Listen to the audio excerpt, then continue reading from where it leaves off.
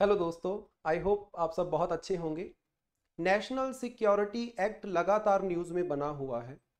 Farmer protest जैसे कि हमें पता है कि एक बार फिर से स्टार्ट हो चुका है और इस बार डिमांड की जा रही है मिनिमम सपोर्ट प्राइस को लीगलाइज करने की। उसी दौरान हमारे सामने न्यूज़ आती है कि नेशनल सिक्योरिटी एक्ट जो है उसको लागू किया जाएगा। फिर न्यूज़ आती है कि नेशनल सिक्योरिटी एक्ट को लागू नहीं किया जाएगा। ये नेशनल सिक्योरिटी एक्ट है क्या, और हमारे पेपर पॉइंट ऑफ व्यू से क्या ये इंपॉर्टेंट है? तो बिल्कुल इंपॉर्टेंट है। इसके ऊपर क्वेश्चन पूछा जा सकता है और एक ऐसा एक्ट है जो हमारे देश की इंटरनल सिक्योरिटी को मेंटेन करने के लिए पास किया गया। खास तौर पे इंटरनल सिक्योरिटी की बात यहाँ पे की जाती है। स्टार्ट करते हैं हमारे आज के सेशन को। नेशनल सिक्योरिटी एक्ट की अगर हम बात करें तो 1980 के अंदर इस एक्ट को पास किया गया था और ये एक प्रिवेंटिव डिटेंशन एक्ट है या प्रिवेंटिव डिटेंशन लॉ है। प्रिवेंटिव डिटेंशन का मतलब क्या होता है कि कोई पर्सन ने अभी तक क्राइम नहीं किया है बट हमें उसके ऊपर शक है कि कल को वो क्राइम कर सकता है। शक के बिना के ऊपर उस पर्सन को हिरासत में लिया जाता है और उसको बोला जाता है प्रिवेंटिव डिटेंशन। हमारे कॉन्स्टिट्यूशन के अंदर दो इंपॉर्टेंट आर्टिकल्स हैं जिसको आपने याद रखना है। Number 1, article 22 clause 3 sub clause B, जिसमें बोला जाता है कि एक पर्सन को डिटेंड किया जा सकता है, प्रिवेंटिव डिटेंशन की जा सकती है अगर वो पर्सन नेशनल सिक्योरिटी के लिए खतरा बनता है या पब्लिक ऑर्डर को बिगाड़ने की कोशिश करता है। नंबर 2 जो हमारे पास आर्टिकल है दैट इज 22 क्लॉज 4, जिसमें बोला जाता है कि मैक्सिमम जो डिटेंशन होगी वो 3 महीने की रहेगी। राइट।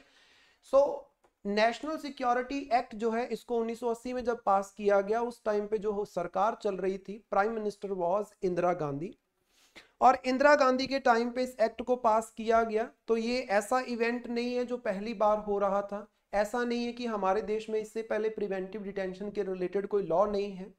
हमारे पास 1915 के अंदर आता है the defence of India act, जिसको ड्यूरिंग वर्ल्ड वॉर 1 अमेंड किया जाता है और उसमें एक क्लॉज ऐड किया जाता है प्रिवेंटिव डिटेंशन का। मतलब वर्ल्ड वॉर 1 के टाइम पे इंडिया के अंदर अगर कोई भी पर्सन सिक्योरिटी को हार्म करने की कोशिश करता है, सिक्योरिटी को भंग करने की कोशिश करता है, तो उस पर्सन को शक के आधार के ऊपर भी आप क्या कर सकते हो, हिरासत में ले सकते हो। तो ये कोई नई इन्वेंशन नहीं है, ब्रिटिशर्स के टाइम का ये लॉ हमें देखने को मिलेगा। National security act central government and state government दोनों को पावर देता है प्रिवेंटिव डिटेंशन की, और इस एक्ट के तहत मैक्सिमम जो डिटेंशन का पीरियड है वो 12 महीने हो सकता है। जैसे मैंने आपको बोला कि आर्टिकल 22 क्लॉज 4 जो बोलता है कि 3 महीने हो सकते हैं। अगर उसके बाद भी वो शक आपका मेंटेन रहता है कि खतरे की जो घंटी है अभी भी डगमगा रही है, तो वहां पे आप उसको एक्सटेंड कर सकते हो। मैक्सिमम उसकी एक्सटेंशन जो है वो 12 महीने तक की हो सकती है। उससे ज्यादा उसको आप प्रिवेंटिव डिटेंशन के तहत हिरासत में नहीं रख सकते हो। राइट। नेक्स्ट अगर हम बात करें तो नेशनल सिक्योरिटी एक्ट के तहत जो ऑर्डर्स हैं वो डिस्ट्रिक्ट मजिस्ट्रेट के द्वारा या पुलिस कमिश्नर के द्वारा इशू किए जा सकते हैं, बट इन ऑर्डर्स को अप्रूव करना पड़ेगा किसको, स्टेट गवर्नमेंट के द्वारा। Approval is must. अगर 12 दिन बीत जाते हैं ऑर्डर इशू किए हुए और स्टेट गवर्नमेंट का अप्रूवल नहीं आता है तो वो ऑर्डर्स खत्म हो जाएंगे। मैक्सिमम 12 दिन तक स्टे कर सकते हैं डिस्ट्रिक्ट मजिस्ट्रेट या फिर पुलिस कमिश्नर के ऑर्डर्स। तो यहाँ पे स्टेट गवर्नमेंट का approval is important. Without approval ये ऑर्डर्स स्टे नहीं कर सकते और 12 दिन का टाइम पीरियड हमारे पास यहाँ पे रहता है। अब बार बार हम बात कर रहे हैं प्रिवेंटिव डिटेंशन की, तो प्रिवेंटिव डिटेंशन जैसे कि मैंने आपको बताया कि शक के बिना के ऊपर आपने किसी को हिरासत में लिया है, उस पर्सन ने कोई क्राइम नहीं किया है, उस पर्सन के ऊपर कोई कोर्ट का ट्रायल नहीं चल रहा है, उस पर्सन को कोर्ट के द्वारा सजा नहीं दी गई है, शक के बिना के ऊपर उसको हिरासत में लिया गया है। इसी तरीके से हमारे पास पुनिटिव डिटेंशन भी होती है। पुनिटिव डिटेंशन का मतलब है कि पर्सन ने क्राइम कर दिया है, क्राइम करने के बाद जब उसको हिरासत में लिया जाएगा तो उसको हम बोलेंगे पुनिटिव डिटेंशन। राइट। और प्रिवेंटिव में अभी क्राइम कंडक्ट नहीं हुआ है, इसको आपने याद रखना है। नेशनल सिक्योरिटी एक्ट के तहत हमारे यहाँ पे नेशनल सिक्योरिटी काउंसिल जो है इसका गठन किया जाता है 1998 के अंदर। नेशनल सिक्योरिटी काउंसिल अक्सर आपको न्यूज के अंदर देखने को मिल जाएगा, काफी इंपॉर्टेंट टॉपिक है। नेशनल सिक्योरिटी काउंसिल का काम है एडवाइस करना प्राइम मिनिस्टर ऑफिस को related to internal security, related to defence of India, strategic policy, इन सब मुद्दों के ऊपर सुजेशन जो है प्राइम मिनिस्टर ऑफिस को नेशनल सिक्योरिटी काउंसिल के द्वारा प्रोवाइड किए जाते हैं।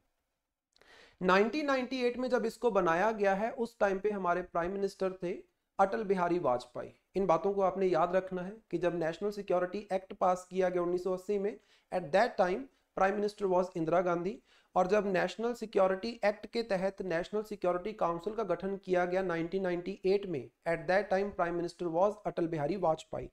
और इस काउंसिल के जो पहले नेशनल सिक्योरिटी एडवाइजर रहे हैं दैट वाज ब्रजेश मिश्रा, और करंट जो हमारे नेशनल सिक्योरिटी एडवाइजर हैं that is Ajit Kumar Doval.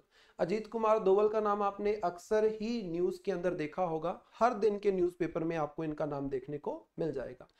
National security council के अंदर 3 टायर स्ट्रक्चर है। इसके ऑर्गेनाइजेशनल स्ट्रक्चर की जब हम बात करते हैं, नंबर 1 हमारे पास आता है strategic policy group, number 2 is national security advisory board, and number 3 is joint intelligence committee. So this is the organizational structure of National Security Council. अगर आप चाहते हो कि नेशनल सिक्योरिटी काउंसिल के ऊपर मैं एक डिटेल्ड वीडियो लेके आऊं, so do comment in the below comment section. Thank you so much. I hope आपकी प्रिपरेशन बहुत अच्छी चल रही है. Best wishes.